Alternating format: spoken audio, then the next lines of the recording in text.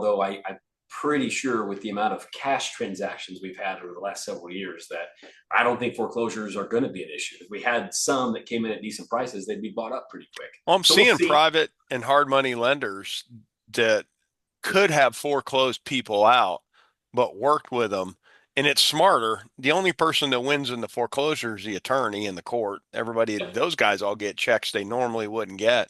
But all you do, particularly in a declining market, which we're in, you elongate a process, make it adversarial. Now, Yep. if they go radio silent on you, your only choice is to foreclose. Correct. One of the private lenders in the group I was talking with, you know him well. He told me basically he's got two problematic loans. One guy just caught him up and he worked with him because he spoke to him the whole time, kept him Yep. apprised of where he was. The other ones went radio silent. He just hired another person in the REIA to foreclose on him because, if you're not talking to me, I got to protect my interest. 100%. But I'm seeing that with a lot of cases where you have, like, they didn't do short sales really. I mean, there was some closing back in the day, but the ratio of foreclosure to short sale was pretty wild.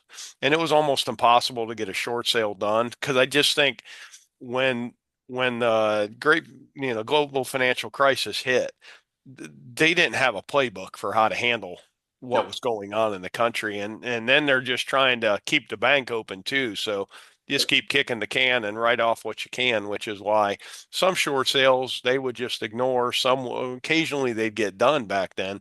But nowadays they're not as bad from what I can see, but particularly on the private, the hard money side, everybody it looks like we've learned from Yep. the mistakes made on that one because the banks absolutely would not take action and just started filing foreclosure and sell them as they get them when they could, sell them.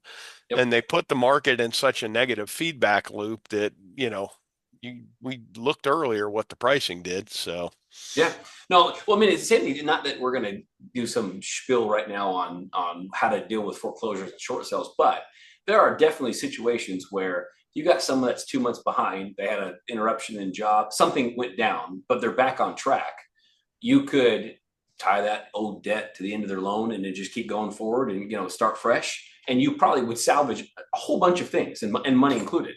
And again, that's maybe case by case, but and a lot of banks, all the red tape stops them from having that ability in some cases, but they'd be better off for it. I mean, I hate to even put this out there, but evictions, there are definitely situations that I've dealt with, we've even done as long as everyone's on the same page, where a tenant's 2 months behind, we've been working with them, they're not getting caught up, but they finally got beyond whatever problem that they have and they're back established, but now they're 2 months behind.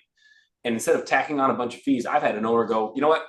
Forgive the 2 months, start fresh at zero balance, and then there's no playing around ever again. They're late. We post a notice, we evict them. I've had that happen where they're good to go. So you avoided a vacancy, you avoided all the brain damage with turnover, all the costs associated with it, and now you save them. So there's a little bit of loyalty. Again, I never bank on loyalty from that situation because that could change in a moment's yeah. notice. But you salvage a situation that could have got really ugly and a lot more expensive, but you work with them, and everyone wins.